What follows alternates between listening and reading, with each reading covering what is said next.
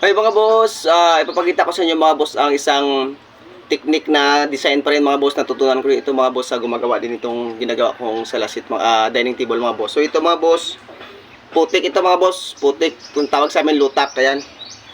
Ito gawin natin pang design mga boss. So panurin nyo mga boss. So ito na mga boss. Yan, nalagyan na ng putik mga boss. Nalagyan naman natin ng susunugin natin mga boss. Sunog naman.